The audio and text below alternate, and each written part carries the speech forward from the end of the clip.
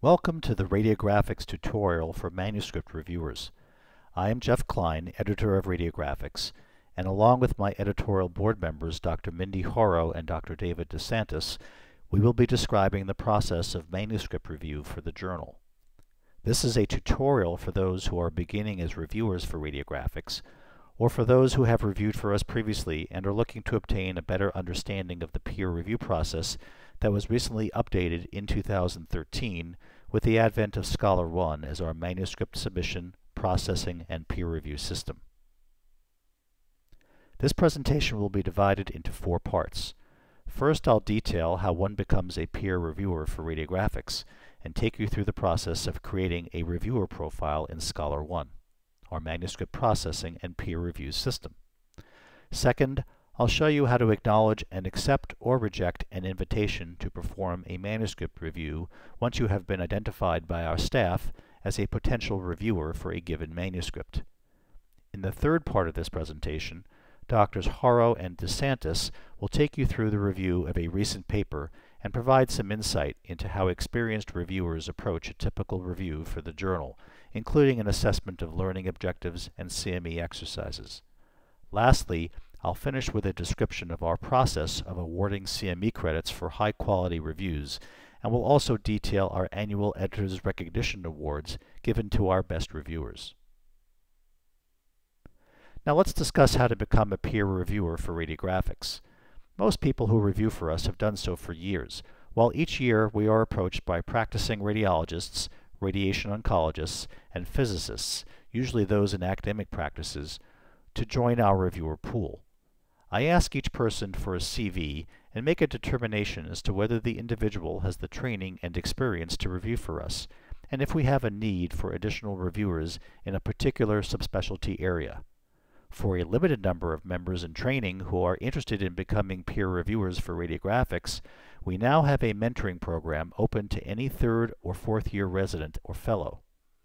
In this program, the trainee is matched with an experienced RadioGraphics reviewer and enters an 18-month program of supervised peer review. If you are interested in entering this program, please contact me at 630-590-7797 or via email at jklein@rsna.org. As a reviewer for RadioGraphics, we will ask you to review no more than 3 manuscripts per calendar year. Typically, you will receive 1 or 2 requests for review, depending upon your areas of interest and expertise.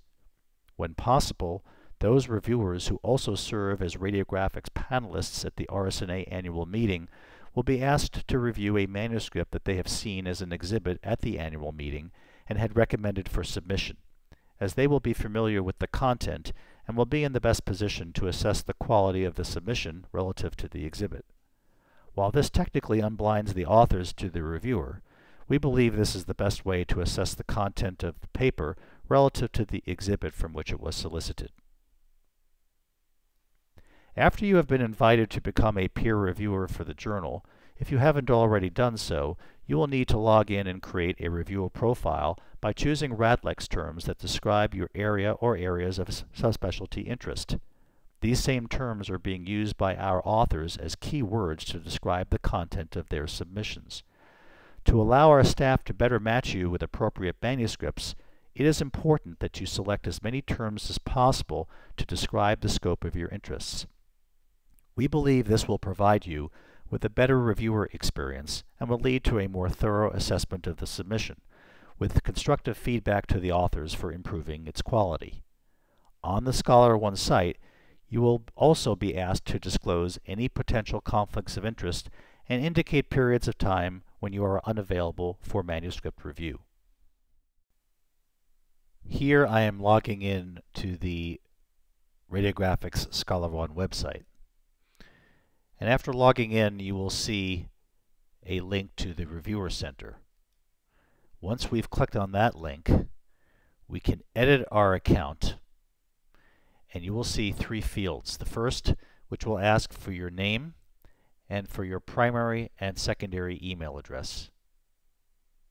Once those have been completed, we'll go to the contact address information, which you can see has been filled out here on the left, and you can certainly provide a secondary address if you prefer. The last field will ask for a series of RadLex terms to be chosen that will allow us to create a reviewer profile and match the incoming content with your particular areas of expertise. You can see here in the first field there is a list of the various subspecialties, and I am going to be choosing chest radiology as my area of expertise. Once I choose that, I can add that term to the list of preferred terms, and these will provide the RadLex terms that will be used by our staff to match the content with your particular area of expertise. I'm then going to move to the second field here, which you can see I'm choosing procedure, and since I perform ablations, I will add that term. I also perform biopsies. I will add that term. I may also wish to add specific diseases, anatomical entities, clinical findings, or particular modalities or imaging observations that will allow me to add additional terms to my profile.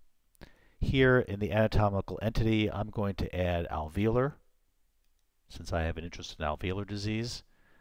I may want to add some different observations such as bronchiectasis, and you can see that I am creating a profile of terms that will allow the staff to better match the content with your areas of interest. Once I've done that, I'm going to finish, and then my profile has now been completed in the Scholar One site. Now that you are on board as a reviewer for the journal, that is, you have a user account in Scholar One and have completed your reviewer profile, we'll show you how to field an email invitation to review a manuscript for RadioGraphics. Here you see that I've received from the RadioGraphics Scholar One website an invitation to review RadioGraphics Manuscript 14-0015 entitled MR Imaging of Endometriosis, 10 Imaging Pearls. You'll see that the solicitation includes the abstract and the learning objectives for the paper, and it describes how one can earn CME credit for a high-quality manuscript review. I am given 4 choices at the bottom of the email to either agree to the review, to decline the review, to say that I'm unavailable for the review, or that I perceive a conflict of interest based upon the material that has been sent to me. Let's proceed and agree to the review of this particular paper. So I'm going to click on Agreed, and you'll see it brings me to the Scholar One site indicating that I will receive an email indicating how to log in to the RadioGraphics site to perform my review. It's now my pleasure to introduce Dr. Mindy Horrow, Editorial Board Chair for Women's Imaging for RadioGraphics, who will review the process of reviewing a manuscript. Thank you, Jeff. Once you have agreed to perform a RadioGraphics review, log on to Scholar One and download the manuscript. When I begin my reviews, I use a paper copy, but you may be comfortable with the electronic version. I read the entire manuscript without recording specific comments to get the overall sense of the paper. While I often have a general opinion at this point, I have learned that working my way through an in-depth review and checking the references may alter my first impression. During my second reading, I begin to record comments into a Word document, citing the page and line, constantly checking back to the references and figures. The reviewer's job is to evaluate organization and substance, not to function as a copy editor unless changes in wording are necessary to alter the meaning of the prose. After finishing the main text, I very carefully check the figures, including arrows, letters, and figure legends. In general, a RadioGraphics manuscript lives or dies on the quality of the images. While contemplating my decision, I reread the author's list of specific areas for comment and start filling them in. These structured assessments not only help the editor make a final decision, but help me crystallize my recommendations for the manuscript. I will now take you through this process for a published manuscript entitled MR Imaging of Endometriosis, 10 imaging pearls that I originally reviewed for the Special Women's Imaging monograph published in 2012. Log on to Scholar One and locate the manuscript you are working on. Here is the manuscript that I am using in this demonstration, as you can see here. Let's see how to enter the information from the review into Scholar One. Click View Review. Here are the manuscript details. The first thing to make sure is that you check this box indicating that you do not have any conflict of interest and will be able to review the manuscript. Below this, you will see 6 categories, A through F, which allow you to rate the essential components of the manuscript. I will be guiding you through all but C, the learning objectives and CME exercise, which will be discussed by Dr. Dave DeSantis. We will now go through each of these. For Assessment A, Organization and Clarity of Focus, I rated this manuscript as a 1. Without a high mark in this category, most papers will not be successful. In this case, I felt the unique organization of the paper was its somewhat unconventional approach, and indicated this to the editor. For Assessment B, Educational Value and Effectiveness, my score was a 2. While the educational value was high, I thought that frequent prior publications on this topic in radiographics made it a bit less valuable. I indicated that the paper had solid value educationally, though it does not include any new information or information not previously published in radiographics, but rather the value was in the organization. These 10 pearls can literally be used as a checklist by radiologists, especially those who are less experienced with MR of the female pelvis. Assessment C, Learning Objectives and Quality of CME Exercise, will be discussed later by Dr. Dave DeSantis. Assessment D is General Interest and Pertinence to Practice. I gave this a 3. Though I like this paper very much, the frequent publications on the topic and the more limited clinical scope for a general radiologist led me to give it the score of 3. It is extremely important to give the editor a sense of whether similar review articles have been published in Radiographics as well as other major radiology journals. An excellent manuscript may ultimately be rejected because the topic has been extensively covered in the literature. I wrote that most of the landmark research in MR of endometriosis was published in the 1990s. Radiographics has published dedicated review articles on this topic in 1997, 2001, 2006, and 2011. And also, several other articles in Radiographics discuss endometriosis from different aspects, such as the fallopian tube, cystic lesions, etc. For Assessment E, Scientific Quality and Integrity, I thought the paper was of the highest quality and gave it a score of 1, commenting that, based on current MR technology, both the manifestations and limitations in the diagnosis of endometriosis on MR are well understood. This article is based upon both the scientific literature and the author's experience and arranges these findings and principles into 10 pearls that are essentially recommendations. Category F is Publication Potential. I almost gave the publication potential a score of 1, but felt I had to downgrade it to 2, giving the following reasons. First, image quality is excellent, and I would not change any of the images, but did give various suggestions for changes in annotations and figure text. The manuscript length and coverage is fine, but the topic has been covered extensively, though not in this form. The next field asks whether the manuscript is appropriate for an invited commentary, and I thought not. Finally, you come to this list of summary recommendations, and I have chosen Accept with revisions to content. The next question asks if I would be willing to review a revision of this manuscript, and I checked yes.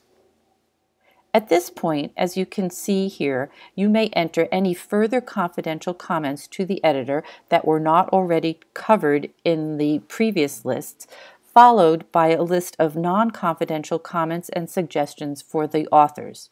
Both of these can be uploaded as a separate file. Comments for the authors are extremely important because they will help the authors understand the editor's decision on this paper and will be used to revise the manuscript for publication in Radiographics. Author comments should be substantial and not insulting. To me, this includes adding or changing an arrow on a figure so the reader may better understand it, but not making stylistic comments. Thank you. It's now my pleasure to introduce Dr. David DeSantis, Chair of Abdominal Radiology on the Radiographics Editorial Board, who will review the process of evaluating the learning objectives and CME exercise within this particular manuscript. Dave?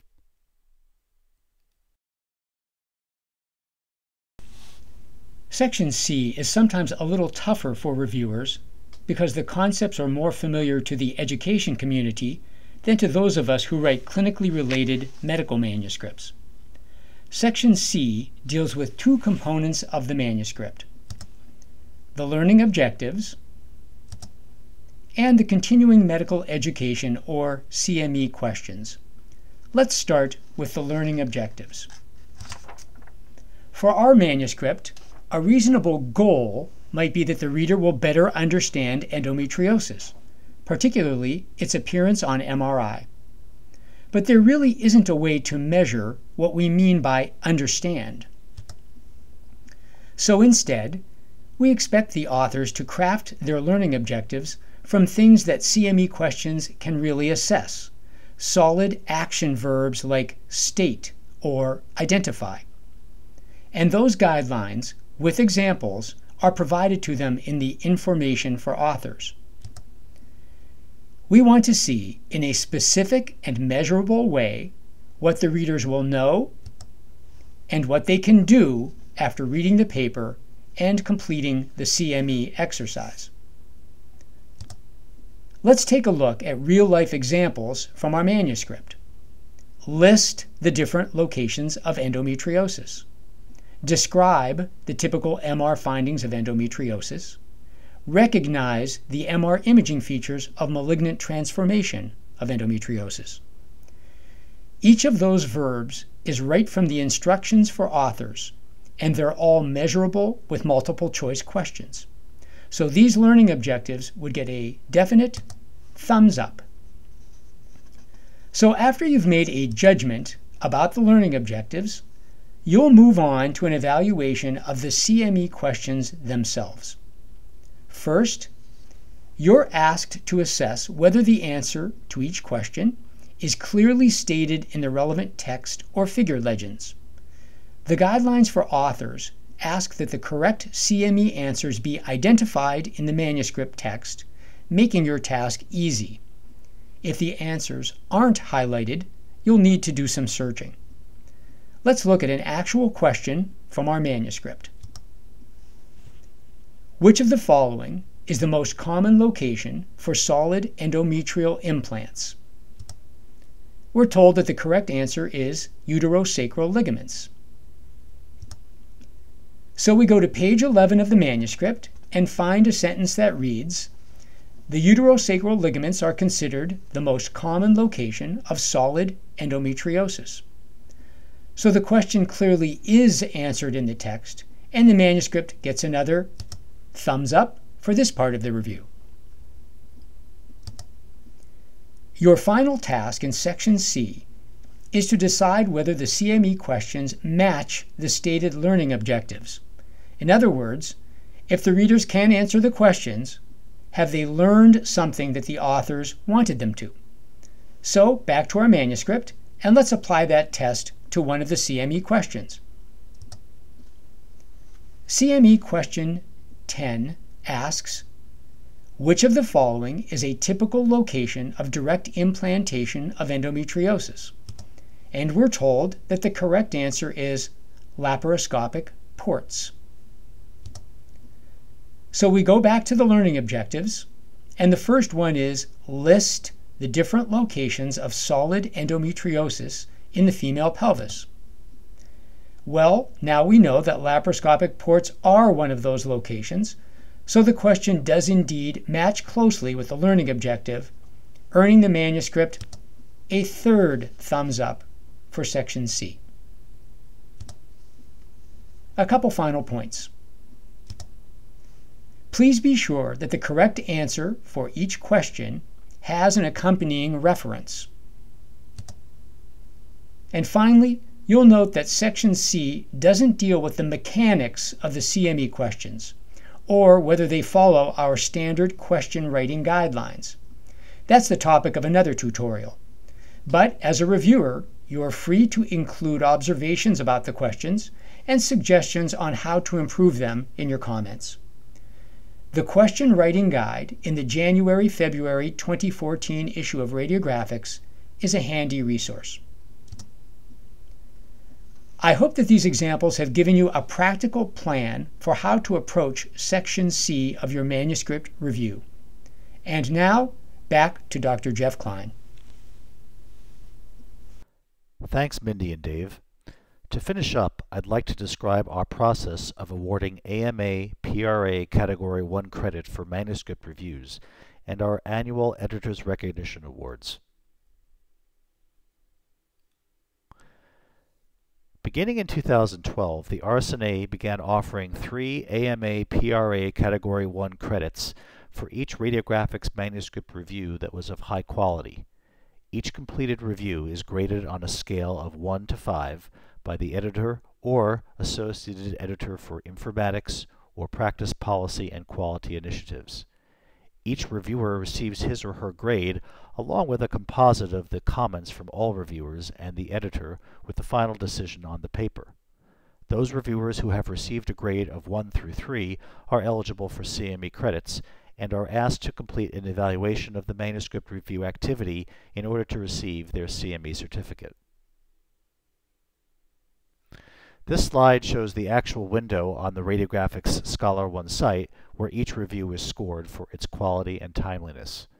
The next slide shows what components comprise a grade 1 or highest grade review, and this is what you as a reviewer should strive for with your completed review. A grade 1 review demonstrates a timely and detailed assessment of the educational value, quality of images, learning objectives, CME exercise, and appropriateness of the topic for the intended audience. You will recognize these attributes as the major categories in the Scholar One review site that you are asked to assess and score in conducting your review.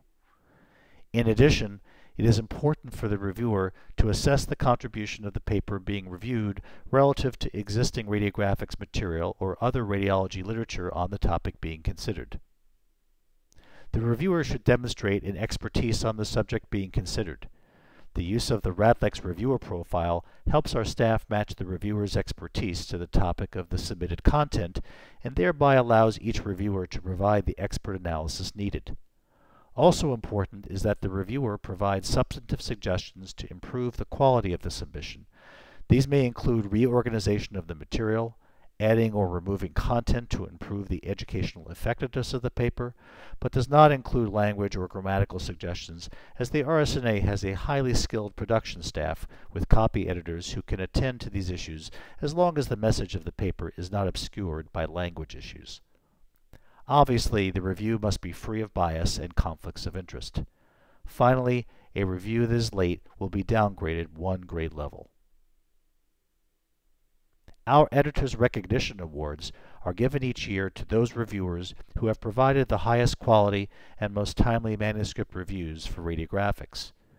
Early each calendar year, our staff provides a list of those individuals who have provided at least 2 manuscript reviews in the preceding year, and we then determine those 15% of reviewers who achieve the highest editor's grades and receive the Editor's Recognition Award with distinction for the prior year. Of these, the top 5% of all reviewers are awarded the Editor's Recognition Award with special distinction. These outstanding reviewers are recognized in an editorial that appears in the March issue of the journal. That concludes our tutorial on manuscript review for radiographics. Thanks for watching.